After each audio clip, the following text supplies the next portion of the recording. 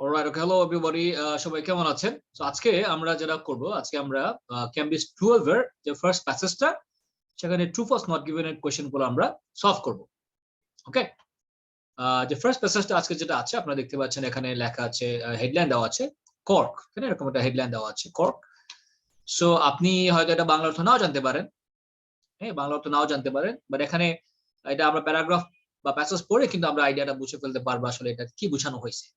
যেমন ফার্স্ট লাইনে লেখা আছে, দেখেন, cork, the thick bark of the cork oak tree, এটা গাছের পুরু বা মোটা যে ছাল আছে, গাছের ছালকে ইন্ডিকেট করা হয়েছে। থিক বার্ক, কর্ক হচ্ছে thick bark.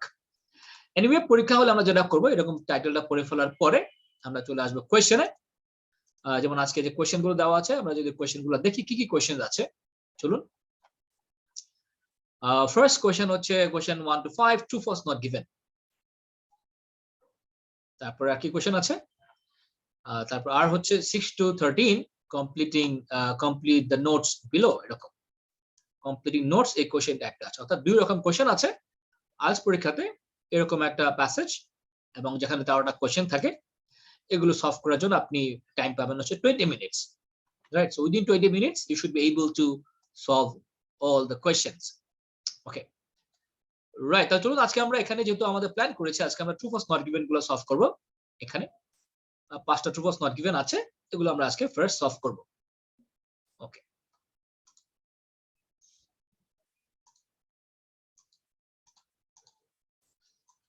Alright, so true false not given এর ফার্স্ট রুলটা মনে রাখতে হবে আমাদেরকে, যে আমরা আজ পরীক্ষাতে ফার্স্ট কোন জিনিসটা খেয়াল করব। এখানে দেখেন, এখানে ইনস্ট্রাকশনটা আছে, আসলে ইনস্ট্রাকশনটা আসলে আপনি অনেকবার এগুলো সলভ করবেন, সুতরাং এই যে কথাগুলো আছে এগুলো আসলে পরীক্ষা হলে আসলে পড়ার দরকার লাগবে না, কারণ এগুলো সবসময় কমন থাকবে এই কথাগুলো। যেমন দেখেন এখানে কি লেখা আছে, এরকম যে if the statement agrees with the information, যদি স্টেটমেন্টটা ইনফরমেশনের সাথে মিলে যায়, এগ্রি করে, তাহলে আমরা ট্রু লিখবো। স্টেটমেন্ট মানে কোনটা, ইফ দ্য স্টেটমেন্ট বলতে কোনটা বোঝানো হয়েছে।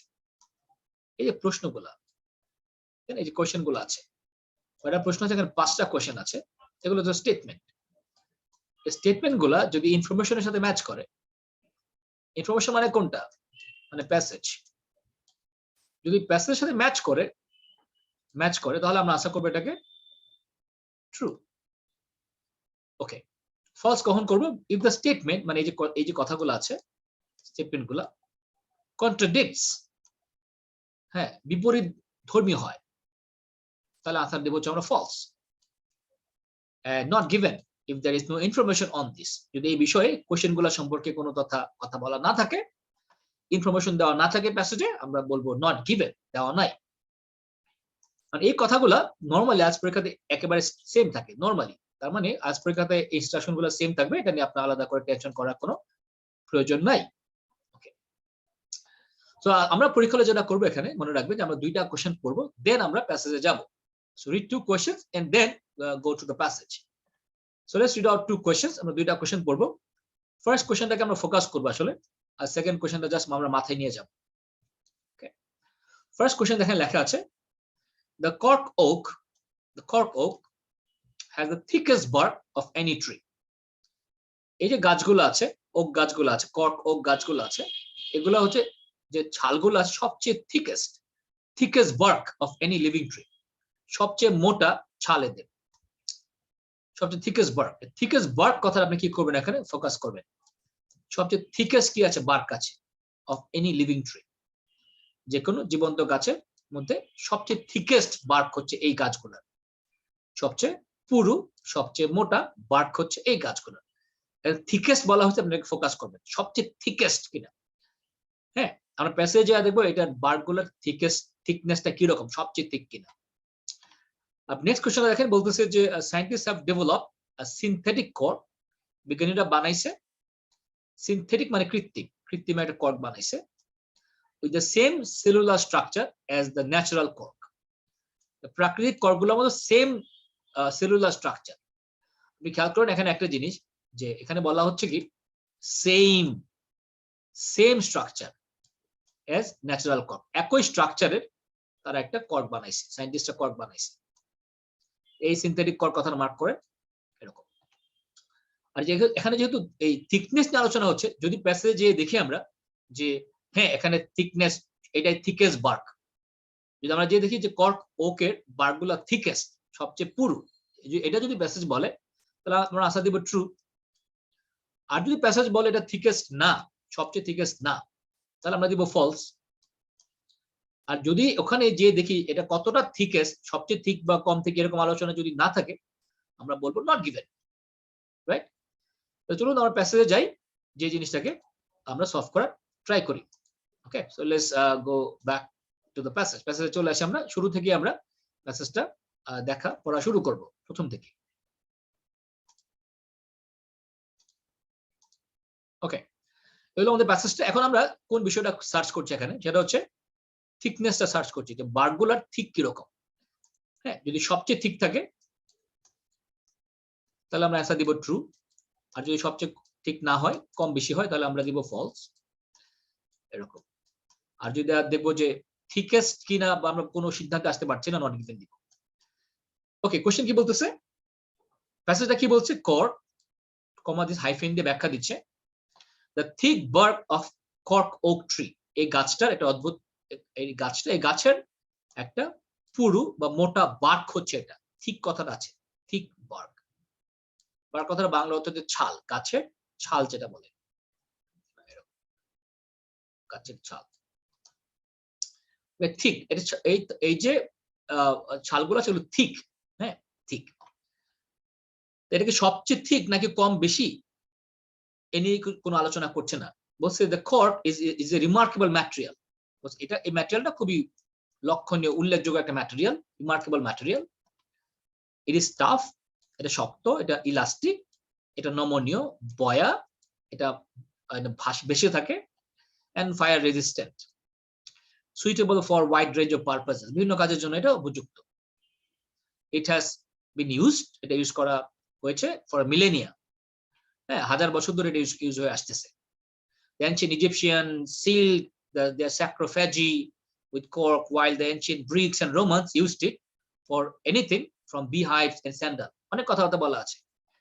বার্কের কথা যে বলা হলো, বার্কগুলোর থিকনেস আলোচনা হচ্ছে, থিকেস্ট কিনা, সবচেয়ে ঠিক কিনা নাকি কম বেশি, এই নিয়ে কোনো আলোচনা এখানে করা হচ্ছে না।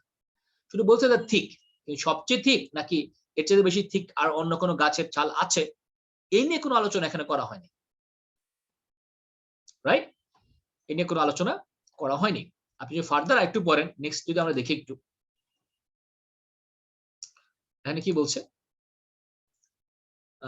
the cork oak itself is an extraordinary tree. Okay, its bark grows up to 20 centimeter in thickness. এটার প্রায় 20 সেন্টিমিটার থিক হয়ে যায় এটা, এই বার্কগুলা।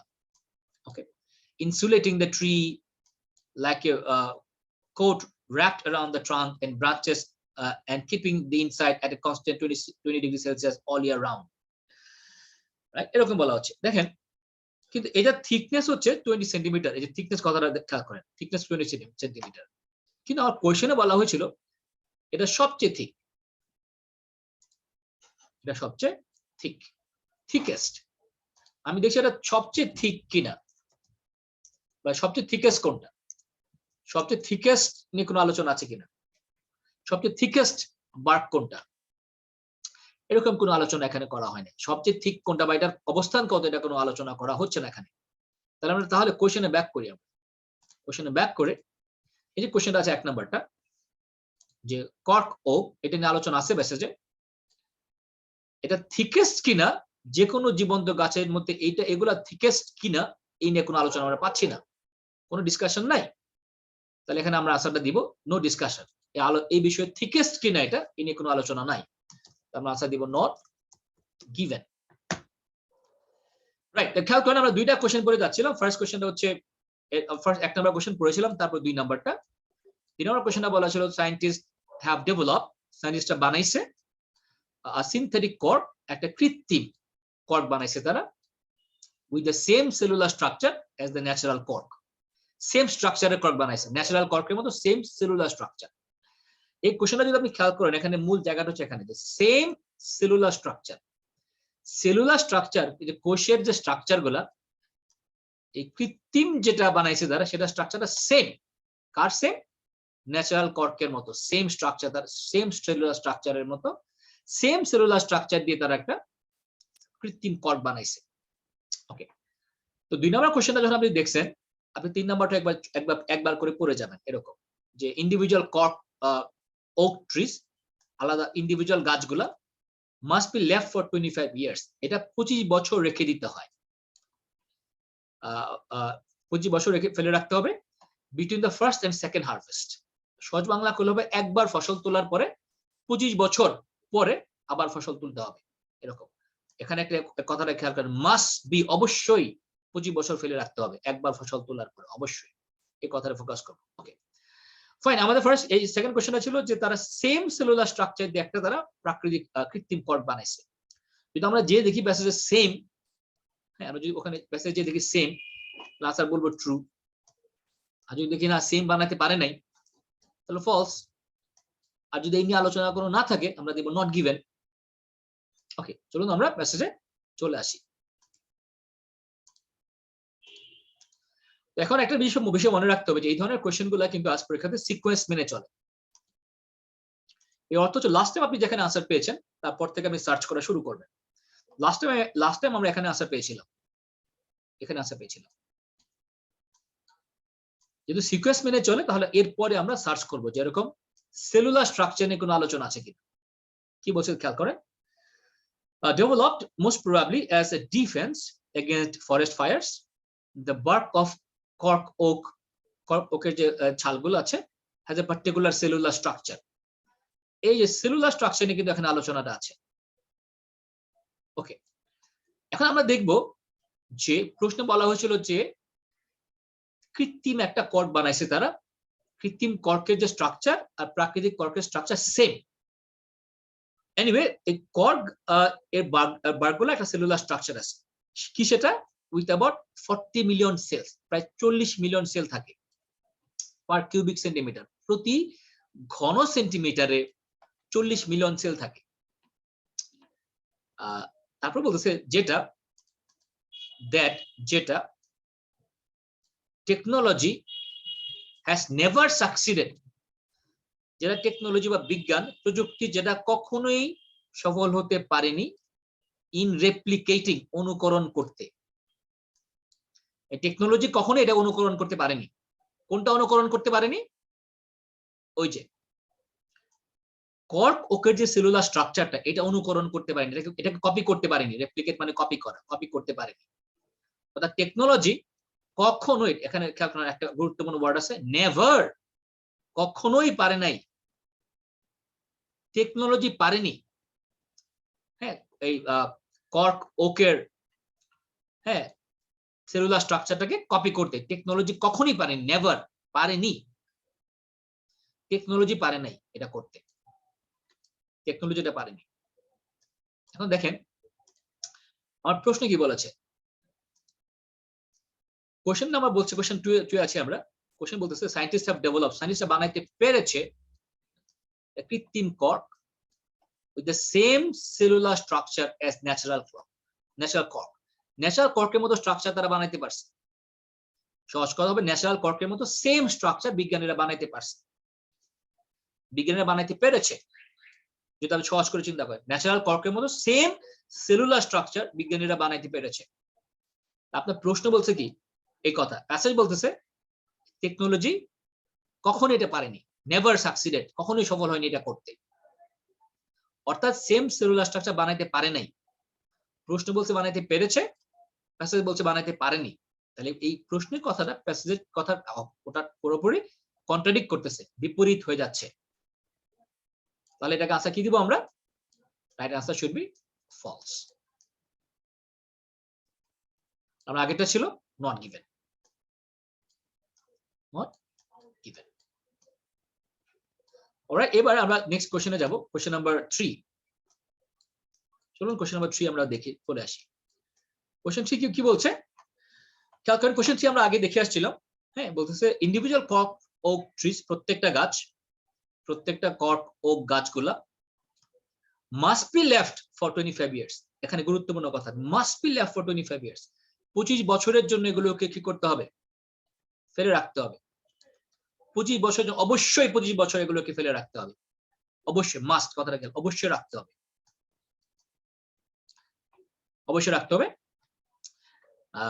Between the first and second harvest, প্রথম এবং দ্বিতীয় ফসল তোলার সময়, অর্থাৎ প্রথমবার ফসল তোলার পরে 25 বছর এটাকে ফেলে রাখতে হবে। 25 বছর পর্যন্ত ফসল তোলা যাবে না, তাই না? 25 বছর এটাকে ফেলে রাখতে হবে অবশ্যই, প্রথমবার ফসল তোলার পরে। দেখেন এই সংখ্যাটা আছে 25 বছর, এটা কিন্তু গুরুত্বপূর্ণ। 25 বছর আর অবশ্যই ফেলে রাখতে হবে। দেখি 25 বছর ফেলে রাখতে হবে কিনা। যদি আমরা ওখানে যেয়ে দেখি হ্যাঁ অবশ্যই 25 বছর ফেলে রাখতে হবে, তাহলে আনসারটা হবে ট্রু। আর যদি যে দেখি না 25 বছরের বেশি অথবা 25 বছরের কম, যদি বলা হয় 25 বছরের কম ফেলে রাখতে হবে, তাহলে ফলস হয়ে যাবে। আর যদি কত বছর ফেলে রাখতে হবে এটা নিয়ে কোনো আলোচনা করা না থাকে, আনসার দিব নট গিভেন। চলুন আমরা প্যাসেজে ব্যাক করি। এগেইন যে কথা বলছিলাম, প্যাসেজের লাস্ট টাইম আমরা যেখান থেকে আনসার পাইছি তারপর থেকে আমরা সার্চ করা শুরু করব। পরীক্ষা হলে আমরা আন্ডারলাইন করে রাখবো, এরকম যে পর্যন্ত আমরা পড়ছি আমরা আন্ডারলাইন করে রাখবো, তারপর থেকে আমরা সার্চ করা শুরু করব। এরকম কত বছর ফেলে রাখতে হবে আমরা এখানে চেক করে দেখি। লেটস চেক কি বলছে এখানে। ওকে, রাইট, এখন বছর কথা আমরা কুইকলি সার্চ করব। এখানে অনেক কথাবার্তা বলা আছে, দেখেন। The cells are filled with air, which is why cork is so buoyant. এরকম তারপর হচ্ছে এরকম বলছে it has also an elasticity, that means you can squash it and watch it spring back to its original size and shape when you release the pressure. এখানে আমার কোশ্চেনের কথাগুলো নাই, তাহলে এখানে আমি ফোকাস করতেছি না, যেহেতু আমার আলোচনার আমি সার্চ করছি 25 বছর লাগবে কিনা, বছর নিয়ে আলোচনা আছে কিনা। তো cork oak grows in a number of Mediterranean countries, এরকম অনেক কথাবার্তা বলা আছে। এখানে দেখতে পাচ্ছি আমরা কোনো এরকম টাইমের কথা বলা নাই, তাই না? যদি আমরা এখানে আরো চোখ বুলে যাই দেখবো এখানে কোনো টাইম দেখতে পাচ্ছি না, নো টাইম, কোনো টাইমের কথা বলা নাই এখানে। এদিকে দেখতে পাচ্ছি আমরা এখানে লেখা আছে এক জায়গায় যে 15-20 ইয়ার্স বলা আছে, এরকম 15-20 ইয়ার্স। তবে এখানে লেখা আছে 25 ইয়ার্স, সংখ্যাটা সরাসরি দেওয়া আছে। যখন সংখ্যাটা সরাসরি দেওয়া আছে তার মানে এখানে একটু ঝামেলা আছে, আপনাকে কেয়ারফুল থাকতে হবে। you have to be very careful. অনেকে যারা করে 25 বছর দেখছে তারা বলে ইয়েস আনসার ট্রু হয়ে যাবে, এরকম ভাবে কিন্তু আশা করবেন না আপনারা। আপনারা খেয়াল করবেন যে 25 বছর আসলে ওই যে ওখানে বলা ছিল যে 25 বছর ফেলে রাখতে হবে, এরকম কিছু আছে কিনা। লেটস সি, ওখানে বলেছিল প্রথম হারভে একবার ফসল তোলার পরে 25 বছর ফেলে রাখতে হয়। আমরা এখানে এই প্যারাগ্রাফটা শুরু থেকে আমরা পড়া শুরু করি। Let's see,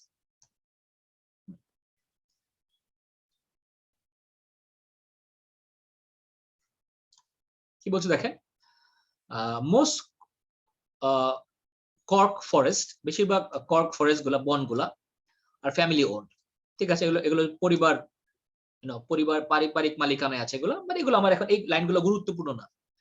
many of these family businesses and indeed many of the trees themselves are around 200 years old. এই গাছগুলো 200 বছর পুরনো।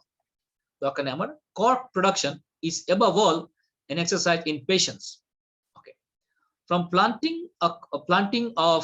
planting of a cork sapling to the first harvest takes 25 years. The 25 years সরাসরি বলা আছে 25 years, কিন্তু সংখ্যাটা match করে গেছে। এই সংখ্যা যখন ম্যাচ করে যাবে আপনাকে কিন্তু চিন্তা করতে হবে, এখানে ঝামেলা থাকতে পারে। কেন ঝামেলা থাকতে পারে বলছে, গাছের চারা রোপণ করার পরে থেকে শুরু করে প্রথমবার ফসল তোলা পর্যন্ত 25 বছর টাইম লাগে। প্রথমবার ফসল তোলার পর্যন্ত 25 বছর টাইম লাগে। ওকে, a gap of approximately a decade must separate, a gap of approximately a decade, প্রায় 10 বছর, ডেকেড মানে 10 বছরের মতো গ্যাপ থাকতে হবে সেপারেট হারভেস্ট, অর্থাৎ একবার হারভেস্ট তোলার পরে সেকেন্ড টাইম যদি হারভেস্ট তুলতে চান, ফসল তুলতে চান, হারভেস্ট মানে ফসল তোলা, তাহলে 10 বছর অপেক্ষা করতে হবে অবশ্যই, মাস 10 ইয়ার্স। 10 বছর মানে 10 ইয়ার্স অপেক্ষা করতে হবে। একবার ফসল তোলার পরে সেকেন্ড টাইম ফসল তুলতে গেলে আপনাকে অবশ্যই 10 বছর অপেক্ষা করতে হবে, তাই না, গ্যাপ দিতে হবে from an individual tree. And for top quality cork, এবং top quality cork এর জন্য it is necessary to wait a further 15 or 25 years আরো 15 বছর ওয়েট করা যেতে পারে যদি আপনি টপ কোয়ালিটি কর্ক চান। তো মাস্ট কয় বছর? মাস্ট হচ্ছে খেয়াল করেন এখানে 10 বছর হচ্ছে a decade must separate harvest। আর একটা হারভেস্ট থেকে সেকেন্ড হারভেস্টে যদি আপনি যেতে চান আপনাকে 10 বছর অপেক্ষা করতে হবে, অবশ্যই 10 বছর অপেক্ষা করতে হবে। মাস্ট 10 ইয়ার্স হচ্ছে মাস্ট, 10 ইয়ার্স হচ্ছে মাস্ট, 10 ইয়ার্স আপনাকে অপেক্ষা করতে হবে। ওকে, তো আপনি যদি প্রশ্নে চলে আসেন কোশ্চেন নাম্বার 3 কি বলছে দেখেন। কোশ্চেন 3 বলছে ইন্ডিভিজুয়াল cork trees, ওকে প্যাসেজে আলোচনা আছে, must be left for 25 years, 25 বছর রেখে দিতে হবে প্রথম হারভেস্ট এবং সেকেন্ড হারভেস্টের মাঝখানে। 25 বছর রেখে দিতে হবে অবশ্যই একবার হারভেস্ট করার পরে। আমরা প্রশ্ন পড়ে দেখে আসলাম, প্রশ্নে প্যাসেজে লেখা আছে 25 বছর না, আর ডেকেড, এক দশক সময় এটাকে ফেলে রাখতে হবে। এক ডেকেড, একবার ফসল তোলার পরে সেকেন্ড টাইম ফসল তুলতে গেলে আর ডেকেড 10 বছর গ্যাপ দিতে হবে। হ্যাঁ 10 বছর, যে 10 বছর গ্যাপ দিতে হবে তার মানে কি কোশ্চেন বলছে 25 বছর, কোশ্চেনটা রং ইনফরমেশন দিচ্ছে, 25 বছর না, এখানে রাইট ইনফরমেশন হচ্ছে 10 বছর। তাহলে এখানে আনসার কি দেব? ওয়ান সেকেন্ড, এখানে আনসারটা হয়ে গেল ফলস। রাইট, এবার চলুন আমরা কোশ্চেন নাম্বার 4 দেখি।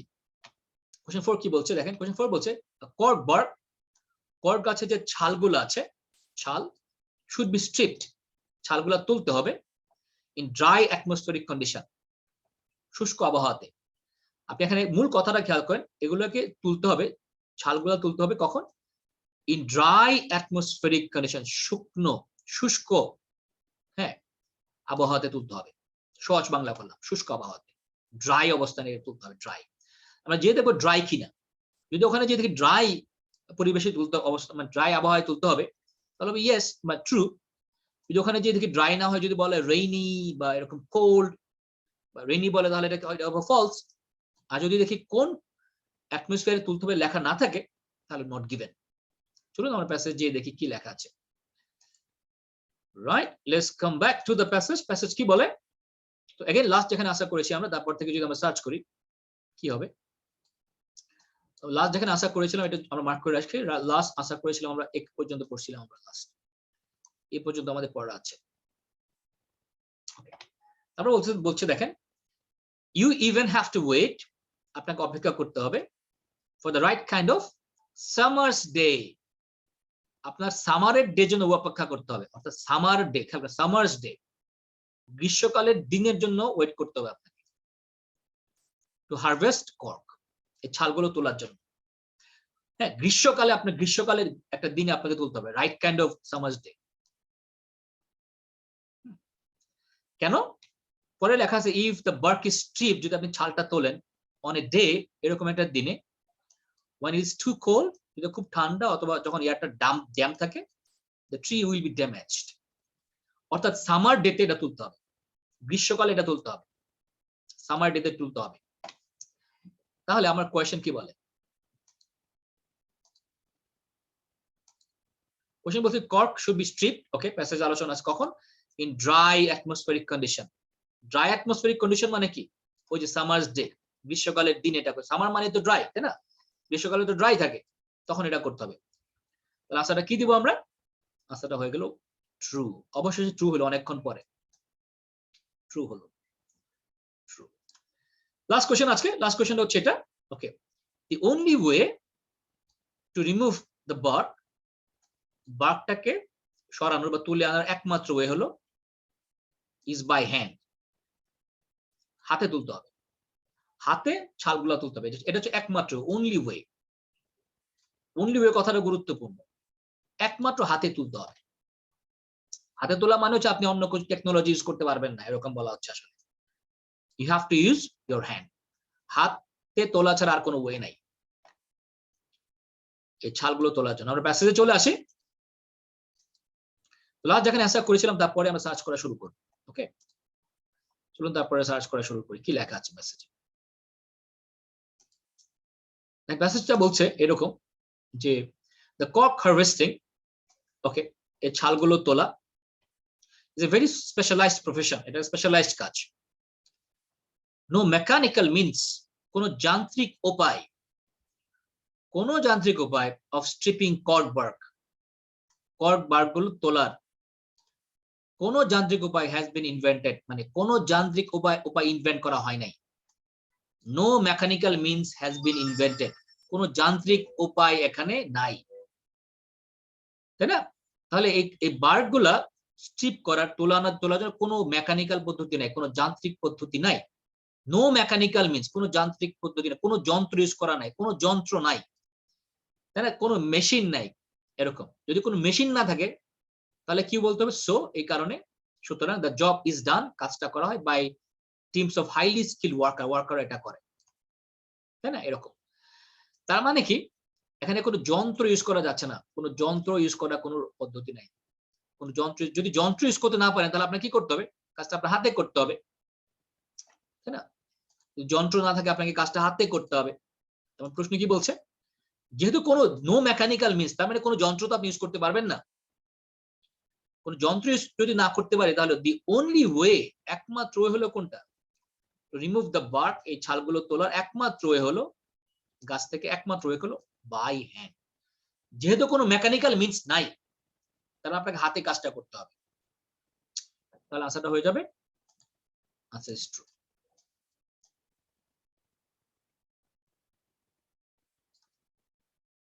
রাইট? অলরাইট, সো এখানে আমরা পাঁচটা true false not given answer দেখলাম। খেয়াল করেন প্রথম আনসারটা ছিল, ফার্স্ট ছিল নট গিভেন। কেন ছিল? মূলত এখানে থিকেস্ট বার্ক, এটা এই কারণে নট গিভেন হয়েছে। সেকেন্ডটা ছিল ফলস মূলত কেন হয়েছিল আমরা যদি আবার একটু রিক্যাপ করি। ফলস হয়েছিল মেইনলি এই সেম সেলুলার স্ট্রাকচার, প্রাকৃতিক কর্কের মতো সেম স্ট্রাকচার দিয়ে তারা বানাইছে এরকম বলা হয়েছিল, কিন্তু আমরা ওখানে দেখছি না তারা বানাতে পারেনি। তারপর একটা ফলস হয়েছিল। কেন ফলস হয়েছিল আমরা যদি খেয়াল করি ওয়ান্স এগেইন, প্রশ্ন বলেছিল অবশ্যই 25 বছর রেখে দিতে হবে, মাস্ট।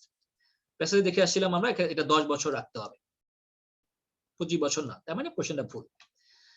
আর আমাদের কোশ্চেন নম্বর 4 ছিল cork bark should be stripped in dry atmospheric condition. Dry কন্ডিশনে এটাকে স্ট্রিপ করতে হবে। আমরা প্যাসেজে দেখে আসছিলাম ইয়েস, এটাকে সামার ডেতে এটা করতে হবে। সামার মানে ড্রাই, সামার ডেতে এটা এগুলা স্ট্রিপ করতে হবে। তাহলে আনসার ছিল ট্রু।